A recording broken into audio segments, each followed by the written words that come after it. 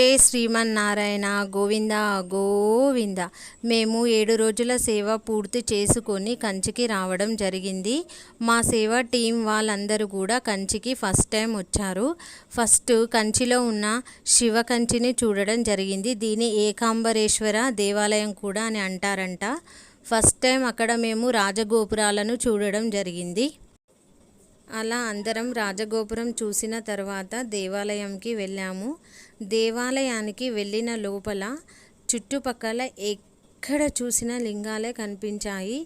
ఎన్ని లింగాలంటే అసలు లెక్క పెట్టడానికి కూడా దేవుళ్ళని లెక్క పెట్టొచ్చా అని మాకే ఆశ్చర్యం కలిగింది. కాబట్టి నేను ఏం చేశానంటే అసలు ఏంది దీని స్టోరీ, ఎక్కడ చూసినా లింగాలే కనిపిస్తున్నాయని తెలుసుకున్నాను. అప్పుడు నాకు తెలిసింది ఏంటంటే మొత్తం మీద 1000 లింగాలు ఉన్నాయి. ఇది ప్రధాన దేవాలయం, ప్రధాన దేవుడు శివుడని తెలుసుకున్నాను. అందులో ఇంకా కొత్తగా నేను తెలుసుకున్నది ఏంటంటే పంచభూత లింగాలలో పృథ్వీలింగం, తేజోలింగం, ఆకాశలింగం, జలలింగం, వాయులింగం ఉంటే పృథ్వీలింగం కంచిపుర క్షేత్రంలో ఉందని తెలుసుకున్నాను. కావున దీనిని ఏకాంబరేశ్వర దేవాలయం అని కూడా అంటారు. పృథ్వీలింగం అనగా ఇది మట్టితో చేసిన విగ్రహం కాబట్టి దీనిని పృథ్వీలింగం అని అంటారని తెలుసుకున్నాను. అండ్ ఈ కట్టడాలు చూస్తుంటే ఈ ఆలయాన్ని ప్రధానంగా విజయనగరం రాజులు కట్టించారు. అసలు ఎంత బాగుందంటే లోపల చూస్తుంటే శిలా విగ్రహాలు చాలా అద్భుతంగా ఉన్నాయి. ఇది ఒక అద్భుతమైన కళాఖండం లాగా అనిపించింది. చాలా బాగా అనిపించింది. కనీసం మేము ఆలయంలో 2 గంటలు ఉన్నాము, బయటికి రావాలి అనిపించలేదు. ప్రతీది కూడా ఎక్కడ చూసిన శివక్షేత్రమే. కంప్లీట్గా గుడి మొత్తం తిరిగి చూడడం జరిగింది. అందులో కొత్తగా తెలిసింది ఏంటంటే ఇక్కడ ఒక పెద్ద మామిడి చెట్టు ఉండేదట, కానీ ఇప్పుడు లేదు. దాన్ని భద్రంగా కాడను అట్లా భద్రపరిచారు. ఇప్పుడు దాని ప్లేస్లో వేరొక మామిడి చెట్టు ఉంది. అక్కడ శివపార్వతులు కొలువై ఉన్నారు. మామిడి చెట్టు కింద ఉన్న శివపార్వతులకు పూజ చేస్తున్నారు. ఇప్పుడు అదొక విషయం తెలిసింది. ఎక్కడ చూసినా ఇప్పుడు మెయిన్గా ప్రధాన శివలింగం కనిపించింది. అక్కడ అందరం దర్శించుకున్నాము. తర్వాత అది గుర్తుండిపోయే విధంగా అందరం కూడా అక్కడ ఫొటోస్ దిగాము. చాలా బాగా అనిపించింది. కంచి క్షేత్రము, కంచిపుర క్షేత్రంలో శివకంచి ఉందని నాకైతే అస్సలు తెలియదు. అలా శివకంచి యాత్ర ముగిసింది. అలా కంచిలోని శివకంచి పూర్తయింది. నెక్స్ట్ మేము కంచి కామాక్షి అమ్మవారి దగ్గరికి వచ్చాము. చాలా బాగుంది అక్కడ టెంపుల్ని చూస్తుంటే. అమ్మవారి గుడికి రాగానే అందరం కూడా సైలెంట్గా అక్కడున్న రాజగోపురాలను, చుట్టుపక్కల ప్రాంతాలను చూడడం జరిగింది. కామాక్షి అమ్మవారు, అసలు కామాక్షి అమ్మవారు అంటే కా అంటే సరస్వతి, మా అంటే మహాలక్ష్మి, అక్షి అంటే కన్నులు. అంటే అమ్మవారు సరస్వతి మహాలక్ష్మిగా మనకు దర్శనం ఇస్తున్నారు. అష్టాశక్తి పీఠాలలో ఈ అమ్మవారు కూడా ఒకటి. గుడి లోపలికి వెళ్ళగానే అమ్మవారు ఎక్కడ ఉందని అందరం చూసాము. అమ్మవారిని చూసిన వెంటనే అక్కడ ఉన్న కుంకుమ పెట్టుకొని అమ్మవారిని దర్శించుకున్నాము. అక్కడ ఉన్న కుంకుమ పెట్టుకుంటే సౌభాగ్యాలు బాగుంటాయని అందరి నమ్మకం. మరి అక్కడ అందరం కూడా చుట్టుపక్కల ఉన్న పరిసర ప్రాంతాలు అందరం కూడా చూసుకున్నాము. నాకైతే కంచి కామాక్షి అమ్మవారిని చూస్తుంటే నాకు అర్జున్ సినిమా గుర్తుకొచ్చింది. అక్కడ మేము అర్జున్ సినిమాలో కంచి కామాక్షి అమ్మవారి చుట్టూ పరిసరాలు చూసుకున్నాము. ఇక్కడ రియల్గా చూడడం చాలా సంతోషంగా అనిపించింది. అందులో తమిళనాడులో ఒక స్పెషల్ ఏంటంటే రాజగోపురాలు. ఎక్కడ చూసినా రాజగోపురాలు చాలా పెద్దగా ఉంటాయి మరియు చాలా ఎకరాలలో ఉంటుంది. అక్కడ చాలా బాగా అనిపించింది.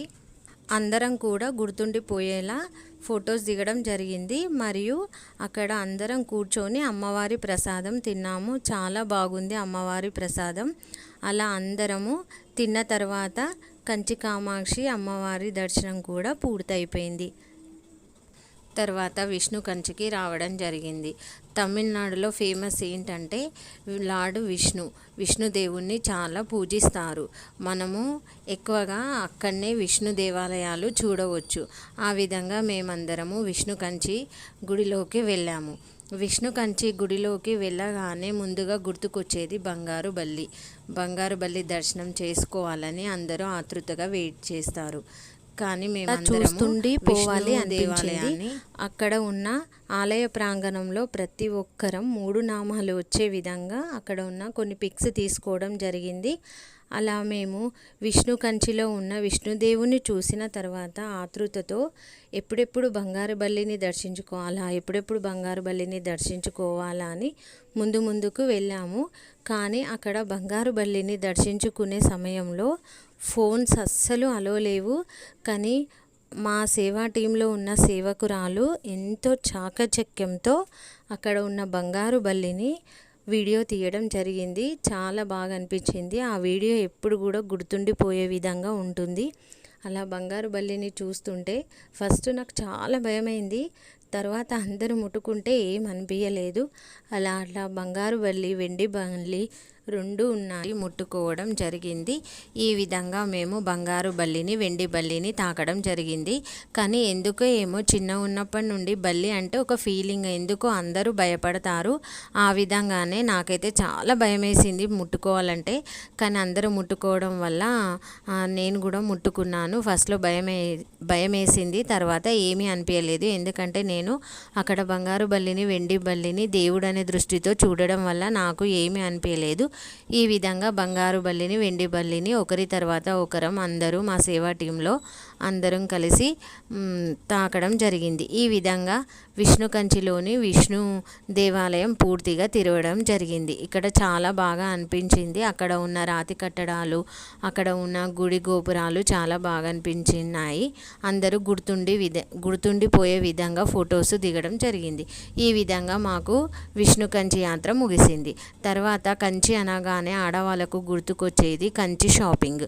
ఈ విధంగా మాకు కూడా కంచిలో షాపింగ్ చేయాలని అందరు ఆడవాళ్ళం ఒకరి తర్వాత ఒకరము రెడీగా ఉన్నాము. అలా మేము షాపింగ్కి వెళ్ళి కంచి చీరలు కొనుక్కోవడం జరిగింది.